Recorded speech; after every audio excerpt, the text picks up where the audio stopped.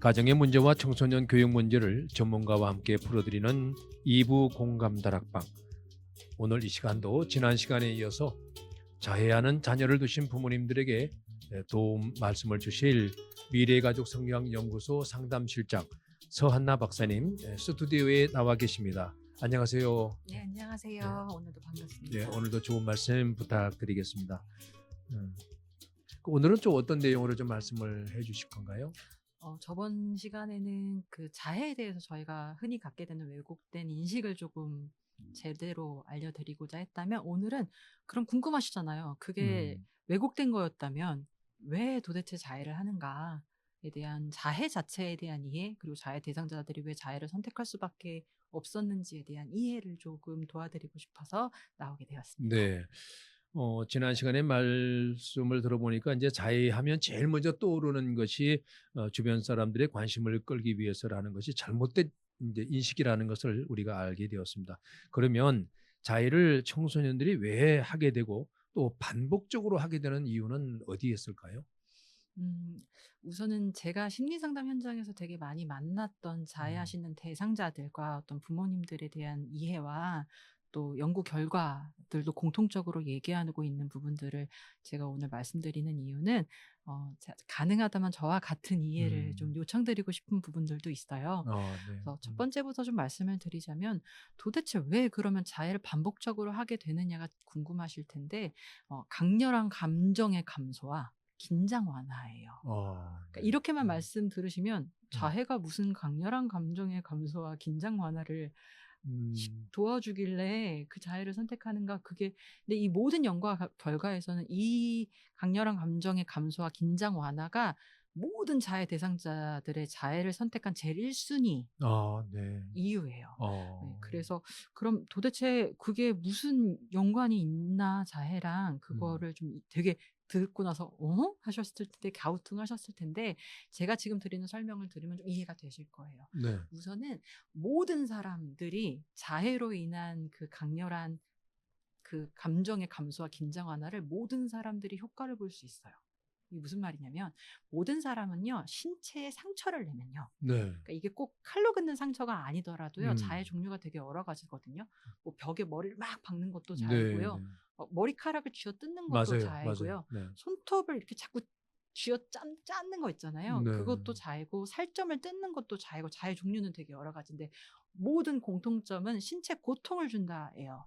그래서 모든 사람은 신체에 고통을 주면 신체에서 어떤 호르몬이 분비가 되냐면, 내인성 오이오피드라는 호르몬이 이제 이렇게 분비가 돼요. 네. 네. 근데 내인성 오이오피드 호르몬이라는 게 어떤 호르몬이냐면, 굉장히 강력한 그 모르핀과 거의 대등한 몰핀. 진통성 네. 진통 호르몬이에요. 효과.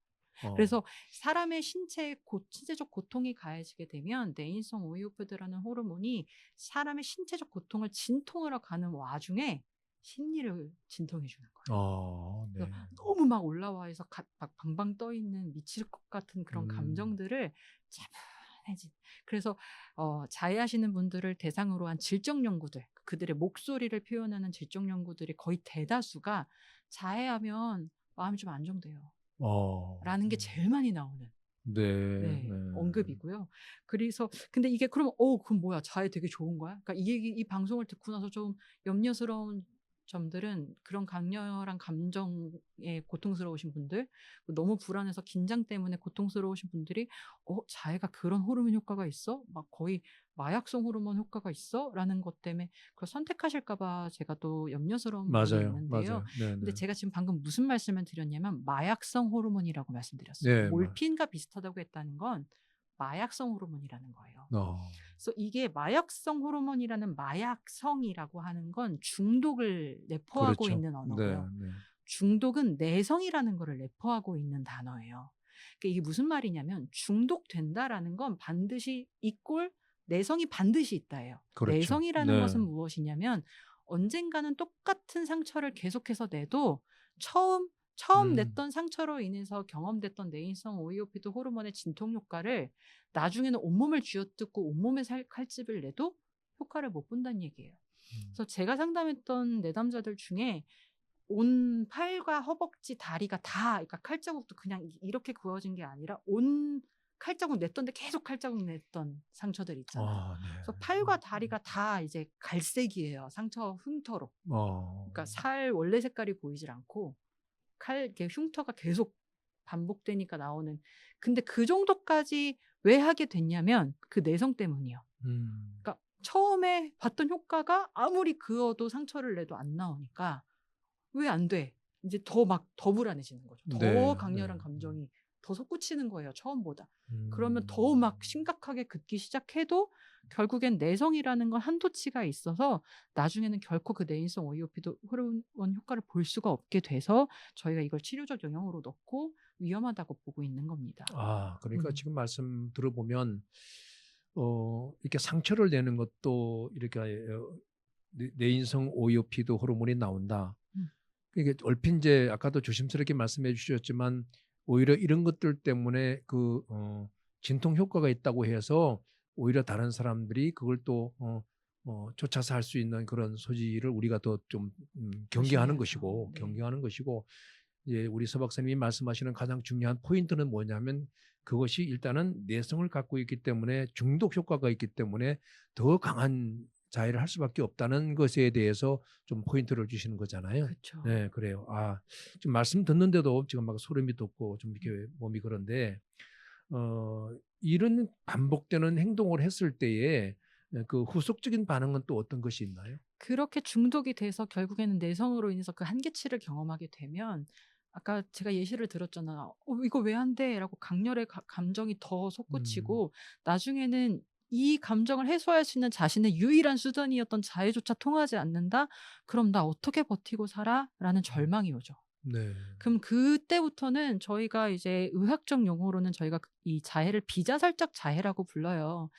자살을 하기 위한 자해가 아니라 음. 어 자살이랑은 상관없이 살기 위해서 오히려 하는 자해라고 저희가 정의를 내리거든요. 그것을 비자살적 네. 자해. 비자살적 자해라고 네. 부르는데 근데 그게 이제는 자살 사고로 이어지게 되는 거죠. 음. 왜냐면 더 이상 자기를 버티게 해줄 수 있는 게 없어지잖아요. 그래서 사실은 더 위험해요. 그래서 네. 사실 이런 부분들에서 저희가 거의 처음 들어보셨을 거고 연구 논문에서나 있는 그렇죠. 것들이기 네. 때문에 처음 들어보셨을 텐데 저희가 여기서 포인트를 가져야 되는 건 자해를 하는 대상자들도 이걸 모르고 시작한다는 거예요. 그러니까 본인 대상자들도 내가 자해를 했을 때 왜 마음이 안정되는지 호르몬이 나온다 이런 얘기를 아무도 몰라요. 오히려 저 심리 상담을 받았을 때 심리 상담의자가 가지고 있는 이런 정보를 제공했을 때 오히려 위안을 얻죠. '아 내가 그래서 자해를 자꾸 찾을 수밖에 없었구나.' 음. 자신도 자해하는 자신을 되게 혐오하거든요. 네. 근데 사실 찾을 수밖에 없었던 거예요. 이 사람 입장에서는 음. 아무것도 통하지 않으니까 네, 끝에 맞아요. 끝에서 맞아요. 자해를 선택했던 거죠. 네. 네. 그 말씀을 듣고 보니 자해와 내인성 OEOP도 호르몬의 관계를 이제 바르게 인식하는 게 중요한데 그중에서도 이것이 계속 이제 반복될 때는 어 중독성을 가져올 수밖에 없다라는 음. 말씀이 우리가 꼭 명심해야 될 얘기 같고요. 또 지난 말씀하신 것처럼 강렬한 감정의 감소, 그 긴장 완화가 첫 번째 목적이라면 그 두 번째는 또 어떤 목적이 있나요? 두 번째로 자해하시는 대상자들에게 굉장히 많이 나타나는 건 자기 처벌이 목적이 있어요. 자기 네. 처벌. 네. 그러니까 그 자기 처벌을 '아니 왜 본인이 본인을 혼내고 처벌을 하나?'라고 생각하실 수 있는데요. 근데 우리나라 문화 안에서 청소년과 청년들한테 정말 많이 나타나는 목적이에요. 네. 네. 어떤 이유로 이 청소년과 청년들이 자기 처벌을 자꾸만 그렇게 하고 싶어서 자해를 하냐라고 들여다봤을 때 이상적으로 이제 이상자라고 해요, 심리학에서는. 이상적인 나의 기준이 높은 거예요. 아. 그러니까 이거는 본인이 스스로 만들어 냈을 수도 있지만 사실은 어린 시절부터 본인에 대한 기대치가 높았다든가 부모님들의 기대치 네. 맞아요. 그리고 맞아요. 혹은 부모님들이 기대치를 높이지 않으셔도요. 음. 우리나라의 사회 문화적으로 맞습니다. '이 정도는 해야지.'라는 기대치들이 있잖아요. 맞아요. 네. '당연히 해야지.'라는 당위성의 기대치들이 있어요. 사실 너무 많아요, 우리나라에. 맞습니다. 그러니까 네. 그런 것들을 제대로 수행해내지 못하는 자신에 대해서 굉장히 혐오하게 되는 마음이 음. 생기게 되고 자신이 너무 한심스러우니까 자기를 처벌하기 위해서 자해를 하시게 되는 목적도 많습니다. 그렇군요. 음. 네. 그러니까 인제 정말 중요한 말씀해 주셨는데 우리는 자기에 대한 기대치가 높다고 하는 것은 당장 부모라고 생각하는데 맞아요. 그쵸. 또 사회적인 분위기도 있죠. 네. 분명히 작용하는 것 같아요. 그래서 어쨌든 간에 그럼에도 불구하고 어, 당장은 우리 부모님들이 자녀들에 대한 어떤 그런 기대치를 아이들이 충족시키려고 하는 그 과정에서 굉장히 많이 이런 어떤 자기 처벌이 있는 것 같은데 자녀가 감내하지 못할 가중한 부담을 주는 것은 바람직한 양육 태도가 아닌 것 같네요. 네. 근데 좀 첨언을 드리자면 자해하는 아이들의 부모님들 중에 거의 사회적으로 완벽한 부모라고 평가받는 부모님들 꽤 아, 계셨어요. 그렇더라고요. 예. 그러니까 그때 오히려 너무 완벽한 이상향인 우리 부모님 밑에 이렇게 한심한 나 같은 자녀가 있으면 안 되는데 아, 예 저런. 자기 네, 처벌도 있어요. 맞아요. 음. 네. 그럼 세 번째는 또 어떤 게 있나요? 이거 들으시면 좀 놀라실 텐데 살아있다는 걸 느끼기 위해서 자해를 하는 목적도 있어요. 아, 그러니까 이게 왜 그러냐면 우울증이 굉장히 심화되고 자기 자신이 너무 살아있는 게 고통스럽잖아요. 그러면 사람의 무의식이 자신도 모르게 나를 살리기 위해서 어떤 작용을 무의식적으로 하냐면요. 심리학적으로 방어 기제 중에 억압이라는 게 있어요. 네, 근데 억압. 이 네. 억압은 자신이 그걸 느끼고 있는 것을 아예 모르게 하는 거예요. 자기가 어떤 감정을 음. 느끼고 어떤 느낌이 있는 것 자체를 못 느끼게 아예 차단해 버려요. 네. 근데 이게 문제가 되는 게 뭐냐면 감정을 억압하게 되려면 감정을 느끼게 하는 그 자극도 못 느껴야 되잖아요. 네. 그러니까 감각을 둔감화시켜요. 그러니까 네. 사람이 신체를 살아가면서 신체의 감각들을 통해서 사회와 접촉하고 정보를 얻어서 살아가는 것인데 그 감각을 둔감화를 하게 돼 어. 버리면 내가 살아있는데 살아있는 것 같은 느낌이 들지가 않는 거죠. 그러니까 내 신체의 직접적인 감각에 고통을 줌으로써 '내가 지금 여기 살아있는 존재구나.'라는 걸 느끼기 위해서 살아있는 걸 내가 느끼기 위해서 자해를 선택하기도 해요. 네. 네. 예. 아유, 예, 맞습니다. 말씀처럼 굉장히 좀 놀랍네요. 그러니까 자해의 원인은 내가 살기 위해서 한다는 말이 이제는 좀 실감이 나는 것 같네요. 네. 네네. 아, 맞아요. 맞아요. 또 다른 이유가 있다면 어떤 게 있을까요? 이제 저희가 그 왜곡된 인식이라고 했었었던 그 사회적 관심인데 근데 네네네. 사실 저는 이 부분에 대해서도 드릴 말씀이 있는 게 음. 우리나라에는 아직도 암암리에 정서적 폭력과 이제 학대가 꽤 음. 문화적으로 섞여 있어요. 아직 그게 네. 송두리째 있게 분리가 되지 않았는데 근데 그런 숨겨져 있는 학대와 정서적 폭력에서 이 대상자들이 살기 위해서 고통을 이렇게 자해를 선택하고 또 '내가 여기 있는 게 너무 힘들어. 나 좀 제발 도와주세요.'라고 사회적 관심으로서 자해를 선택하기도 하는데요. 근데 여기에 대한 대처가 저희가 조금 생각해 봐야 될 문제인 것 같아요. 음. 왜냐하면 보통 그 정서적 폭력이라든가 학대가 가장 자신이 속하는 가까운 환경에서 이루어지잖아요. 그럼요. 네. 네. 근데 자신의 존재의 근본이 되는 환경일 경우가 많기 때문에 내가 도와주세요라고 자해를 표출로 선택하기는 했지만 만약에 자해했어. 이 사람이 알고 보니까 뭐 학대나 이런 것들이 있었대. 그래? 그럼 빨리 신고하고 분리시켜라고 해버리면요. 네네네. 그 대상자는 어떤 느낌을 받냐면 도와주세요가 우리 가정이나 내가 속한 환경을 아예 파탄내 주세요는 아니었거든요. 그럼요. 예. 붕괴시켜 주세요는 아니었는데 본인의 손으로 내가 속한 환경, 나의 근본을 파괴시켰다, 붕괴시켰다라는 자책감을 갖게 돼요. 네. 그러면 사실 그런 것들을 조금이라도 느끼게 되면 이게 더 숨게 되는 거겠죠. 오히려 사회적 관심을 선택해서 자해를 하셨던 분들이 그래서 인터넷상에 SNS상에 자해 전시라고 사람들이 부르는 음. 그런 행동을 하게 되는 이유가 오히려 신고 의무화로 인해서 그러니까 무분별한 비자살적 음. 자해잖아요. 자살적 자해가 아니에요. 근데 그렇죠. 네. 비자살적 자해인데도 자살로 영역으로 이제 인식이 돼서 음. 매뉴얼이 무조건 신고를 하게 되어 있다 보니까 네. 네. 그것들로 인해서 오히려 인터넷상으로 숨고 치료적 도움을 받을 수 있는 가능성 자체가 막혀 버리는 일이 있어서 이건 저희가 좀 음. 생각해 봐야 될 문제 같습니다. 네네. 단순하게 그 환경적인 분리만을 목적으로 자해가 이루어지는 부분은 오히려 자해하는 청소년들로 하여금 오히려 숨을 곳을 찾게 하는 오히려 숨게 만드는 그렇죠. 그쵸. 예, 네. 그런 결과를 낳게 하는 건데 자해에 대한 올바른 인식에 대한 말씀을 해 주셨고 이번에는 자해 청소년의 부모에 대한 좀 이야기를 좀 해 주셨으면 좋겠어요. 네. 네. 그럼 제가 좀 오히려 역으로 질문을 드리고 싶은 게요. 음. '자해를 하는 자녀를 둔 부모다.'라는 게 이제 인식이 되면 그 부모에 대해서 우리는 어떤 생각이 떠오를까요? 그렇죠. 뭐 우리는 일반적으로 많은 생각을 하지 않죠. 그분들을 이해하려고 하고 또 깊이 있게 뭐 접근을 하지 않고 단순하게 그 부모 역할에 대한 어떤 부정적인 것만 생각하는 편견이 있겠죠. 네. 네, 맞아요. 정확하게 말씀하셨는데 편견이 있습니다. 그러니까 음, 오죽하면 부모가 어쨌길래 자녀가 그러게요. 도대체 자해를 해? 맞아요. 네. 어떻게 양육 태도를 얼마나 잘못했길래 자녀가 자해라는 증상까지 보여? 라고 문제 있는 부모로서 사실 낙인이 딱 찍혀 있게 되어 있어요. 네. 네, 이 사회적 편견 때문에, 이 음. 문제 있는 부모라는 사회적 편견 때문에 이런 부모님들이, 제가 만났던 많은 자해하는 대상자들의 부모님들이 이미 받았던 어떤 상태가 되어 있으시냐면 굉장히 자책감이 막 휩싸여 있는 상태. 음. 자신은 그냥 죄송한 존재예요. 학교를 가도 아, 죄송하고, 그러게 말해요. 예, 아. 상담사를 만나도 맨날 혼나고, 병원 아이고. 의사한테도 맨날 혼나고, 음. 그러니까 혼나기만 하는 존재인 거예요. 그래서 이런 부분들이 제가 너무 안타까웠던 것 같아요. 사실 왜 이렇게 혼나야만 할까 부모님들이. 이거를 제가 연구를 하고 싶어서 제가 2021년도에 박사과정 입학하고 자해하는 부모들에 대한 연구를 하기 위해서 선행 연구들, 이제 원래 있었던 부모에 대한 연구들을 찾아봤더니 정말 아이러니하게도 아까 2018년도부터 음. 자해가 관심이 급증하면서 자해 관련된 논문이 쏟아져 나왔다 했잖아요. 네.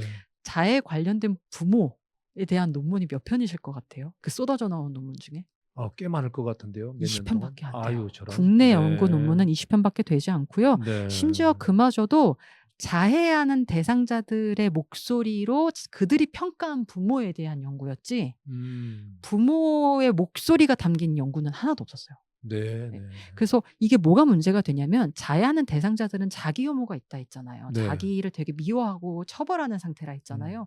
그러면 자기랑 가장 가까운 대상인 부모에 대한 분노가 없겠어요? 당연하죠. 당연하죠. 자기에 대한 분노가 있으면 그럼요. 자기의 근본인 부모에 대한 분노도 있어요. 심지어 어떤 분노까지 있냐면 왜 날 태어나게 해서라는 분노까지 있단 말이에요. 네. 그럼 그들의 부모에 대한 그런 평가를 내리는 연구에서 당연히 좋게 결과가 나올 수가 없죠. 그렇죠. 부적응적으로 나오겠죠. 네. 그러니까 연구 결과에서조차도 위험 요인으로 부모가 인식되어 있어요. 자해의 가장 큰 위험 요인은 부모다. 아, 네. 아유.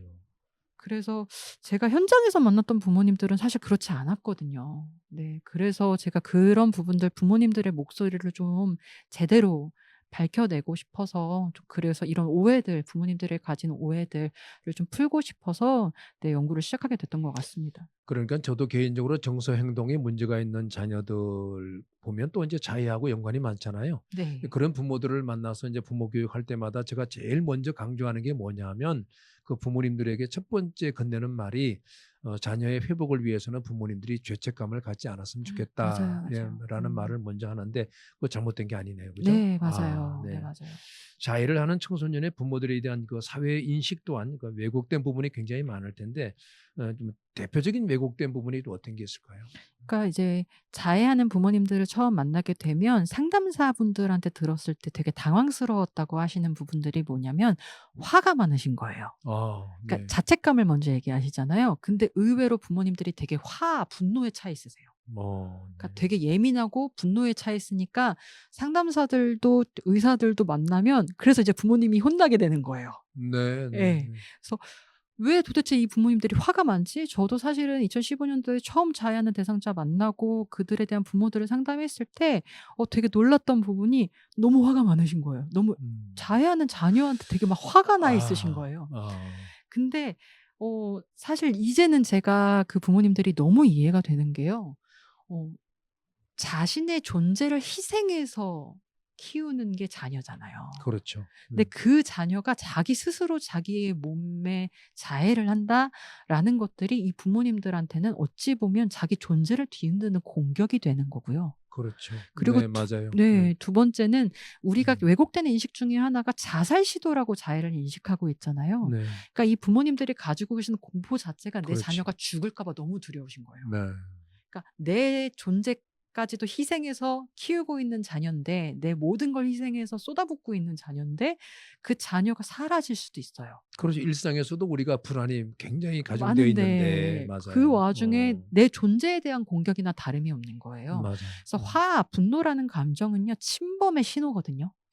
그러니까 내 자녀는 곧 나와 같은 존재라고 인식을 하고 있는데 그 자녀가 사라질 수도 있다는 거는 나에 대한 공격으로도 느껴질 수 있죠. 네, 네. 충분히 그럴 수 있는 네. 거예요. 네. 그러면 자해를 하는 청소년들의 부모들이 이제 사회적으로 이해되지 못하는 그런 이유, 뚜렷한 이유가 어떤 게 있을까요? 사회적으로 이해되지 못하는 이유는 제일 큰 게 제가 자해하는 부모님들 만나면서 제가 또다시 연구하고 싶은 분야이기도 한데요. 부모 됨의 신화인 것 같아요. 아, 부모 됨의 신화. 그러니까 예를 들면 제가 이렇게 지금 말씀을 드려도 아무리 그래도 자녀가 자해를 하는데 걷다 대고 화를 낸다라고 이해가 안 되시는 부모가 있을 거예요. 음. 아무리 그래도 처절하게 눈물 나고 그렇지 않나? 물론 그 부모님들도 그러세요. 근데 자해는 장기화가 되거든요. 왜냐면 자해가 발견되는 시점은 무조건 장기화가 되어 있게 되어 있어요. 자해는 아까 말했던 중독성 때문에 쉽게 단절되지 않거든요. 그러면 이게 장기화가 되어질 때는 처음에 느꼈던 그 처절함과 슬픔과 너무 불안에 미치겠고 두려웠던 이걸 넘어가서 이제 화가 되는 거란 말이에요. 음. 그러니까 부모님들이 이해가 안 되시는 이걸 듣는 다른 분들이 이해가 안 되시는 게 맞지만 사실 저희가 이해 안 되는 또 다른 요인은요. 부모가 어떻게 그래?라는 것 네, 네. 같아요. 부모가 돼서 어떻게 그래? 근데 이 부성과 모성은 본능이라고 생각을 하시는 것 같아요. 대부분의 분들이. 또 우리나라가 유독 그거를 강조하시는데 저는 이거를 부모됨의 신화라고 부르고요. 이거 네. 저만의 주장은 아니고 심리학계의 주장이기도 합니다. 아, 네. 자녀들의 문제로 인한 가정 문제를 결코 이제 쉽게 평가를 해서는 안 되겠다는 생각을 하게 되는데, 내가 박사님의 논문을 읽을 기회가 있어서 그 우연히 읽게 됐는데 가장 인상 깊었던 부분 하나가 있는데, 딸의 자해로 책상 유리 밑에 흐르고 들어간 피를 울리면서 닦아내는 한 아버지의 심정을 글로 옮긴 것을 제가 보고 나도 모르게 그 마음이 내 마음이 돼서 눈물을 흘린 기억이 있는데, 그 부모들의 마음은 어떤 마음인지 한번 좀 간단하게 정리해 주시죠. 네.